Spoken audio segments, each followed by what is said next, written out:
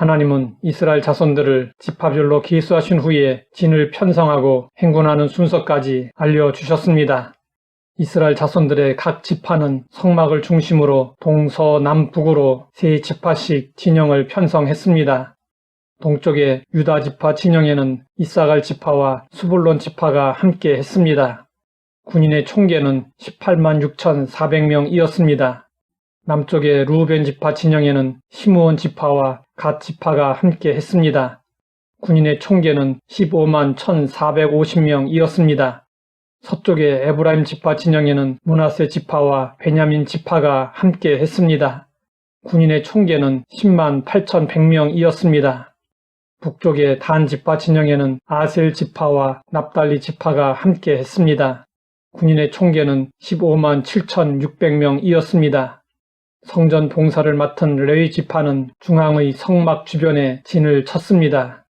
성경은 지파별로 진영을 편성하고 질서 있게 행군하는 이스라엘 자손들의 모습을 이렇게 전하고 있습니다. 이스라엘 자손이 여호와께서 모세에게 명령하신 대로 다 준행하여 각기 종족과 조상의 가문에 따르며 자기들의 길을 따라 진치기도 하며 행진하기도 하였더라. 이것이 하나님께서 만드신 군대의 모습이었고 광야 교회의 모습이었습니다. 오늘날의 교회는 광야 교회의 모습에서 공동체에 대한 몇 가지 교훈을 얻을 수 있습니다. 광야 교회는 하나님 중심의 공동체였습니다. 이스라엘 자손들의 진영의 중심에는 성막이 자리 잡고 있었습니다. 이것은 애국 군대의 진영과 유사했습니다. 애국왕 람세스 2세는 왕의 진영을 중심에 놓고 그 주변으로 사각형의 진영을 구성했습니다. 그러나 하나님이 이스라엘 자손들에게 명령한 진영의 배치는 애국 군대의 진영과 결정적으로 다른 차이점이 있었습니다. 그것은 중심에 인간 왕이 아닌 하나님께서 임재하시는 성막이 위치한 것이었습니다. 성막의 지성소에는 하나님의 법궤가 있었습니다.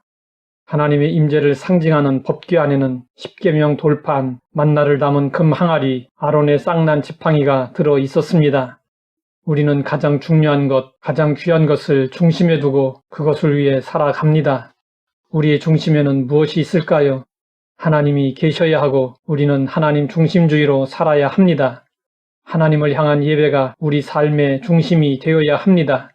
무슨 일을 하든지 그 중심에 하나님이 있어야 합니다. 또한 광야교회는 질서 있는 공동체였습니다. 이스라엘 자손들은 애굽에서 노예였습니다. 출애굽할 때 그들은 오합지졸이었습니다. 가나안을 정복하기에 턱없이 부족했던 그들을 하나님은 군대로 조직하셨습니다. 군대의 생명은 조직의 질서입니다. 광야의 이스라엘 군대는 어디를 가든지 하나님이 정해주신 진영과 행군 순서를 따라 질서 있게 움직였습니다. 이스라엘 자손들에게 삶의 질서와 영적 질서가 생겼습니다. 하나님은 질서를 좋아하십니다. 예수님은 오병이어 기적을 일으키기에 앞서 100명 혹은 50명씩 모여 앉도록 하셨습니다. 바울은 성도들에게 질서를 요청했습니다. 모든 것을 품위 있게 하고 질서 있게 하라. 무질서는 다툼을 불러옵니다. 교회의 질서는 교회를 세우기 위한 것이고 화평을 위한 것입니다. 그리고 광야 교회는 강한 자가 약한 자를 섬기는 공동체였습니다. 이스라엘 자손들은 동서남북으로 진을 쳤지만 행군할 때는 유다 진영, 루벤 진영, 성막, 에브라임 진영, 단 진영 순서로 행군했습니다. 유다 지파가 가장 앞서 나아갔고 단 지파가 가장 뒤에서 따라갔습니다. 진영의 앞과 뒤를 가장 수가 많고 가장 강한 지파가 맡았습니다. 세상에서는 약육 강식의 원리가 작용합니다. 하지만 교회에서는 믿음이 강한 자가 믿음이 약한 자를 섬겨야 합니다. 강한 자는 약한 자를 판단하지 말고 약한 자를 돌보며 이끌어 주어야 합니다. 하나님 아버지, 각 지파들의 진영을 통해 신앙생활의 원리를 알게 하시니 감사합니다. 하나님 중심주의로 영적 질서를 지키며 주어진 직분으로 섬기게 하옵소서. 예수님의 이름으로 기도드립니다.